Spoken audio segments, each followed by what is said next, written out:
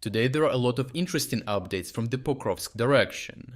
Here, Ukrainians have decimated Russian logistics through drone strikes and precise artillery fire, creating numerous roads of death in the Russian rear. With freezing temperatures dropping below 18 degrees Celsius and being issued donkeys instead of trucks for transport, many Russian soldiers simply opted to wave the white flag to surrender instead of continuing the fight. The goal of the Ukrainian forces in this area is to undermine the Russian offensive effort around Pokrovsk. To achieve this, the Ukrainians are constantly striking Russian logistics to prevent the arrival of heavy equipment, soldiers and supplies to the front line.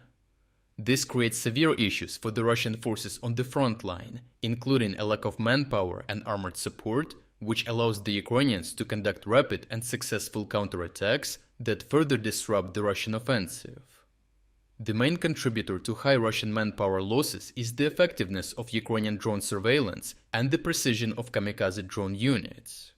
Both Russian and Ukrainian soldiers report that Ukrainian drones swarm the front line, making any movement in the open basically impossible and akin to suicide.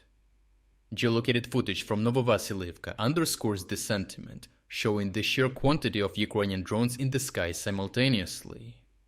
One drone conducts the strike, while another is an observation drone equipped with a droppable grenade, looking for targets with a thermal camera. The other FPV drone is on standby, ready to strike any other target that might present itself.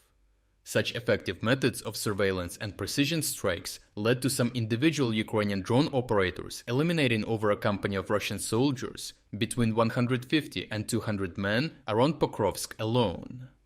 Meanwhile, Russian forces lack a sufficient number of experienced drone operators to keep up with Ukrainians, leading to overwhelming Ukrainian drone superiority in this direction.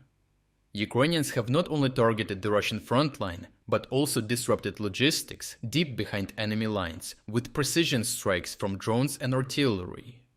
Footage from Russian soldiers shows Russian logistics roads transformed into roads of death, filled with destroyed armored vehicles, trucks and cars.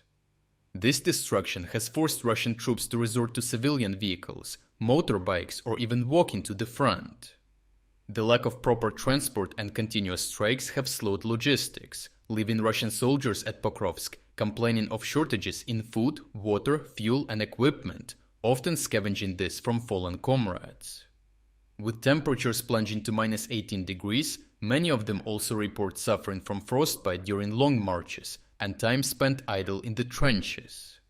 In a desperate effort to remedy their collapsing logistics at Pokrovsk, the Russian Ministry of Defense issued donkeys, horses and mules to soldiers in the Pokrovsk direction to be used for transport and supply animals.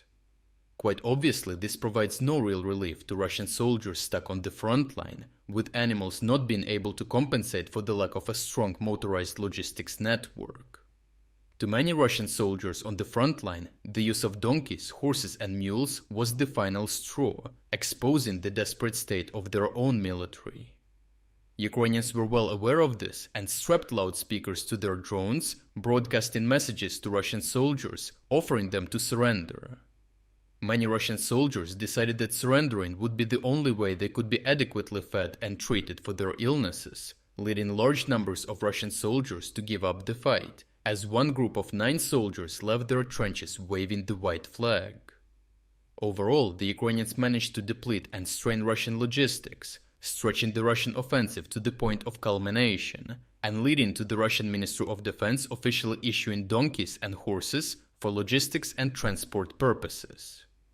Poor logistics reduced the flow of Russian soldiers to the front line and slows their response time. Underfed, under-equipped, and under constant counterattacks, Russian soldiers' morale has now dropped to an all-time low, with surrenders becoming more frequent by the day. Such circumstances enabled Ukrainians to push back, retake the initiative, and regain ground, an effort which will continue as the collapse of the Russian logistics can lead to a complete collapse of Russian lines west of Pokrovsk. If you are against the invasion of Ukraine and you want to support the work that I am doing, consider subscribing to our own independent news website. Here you can find our exclusive strategic insights, comprehensive overviews of all fronts, and regular tactical analysis videos. By subscribing, you will not only show your support for this channel, but also help and defend independent journalism. The link to our website is in the description. Thank you for watching this report, and I appreciate everyone who stepped up to join us.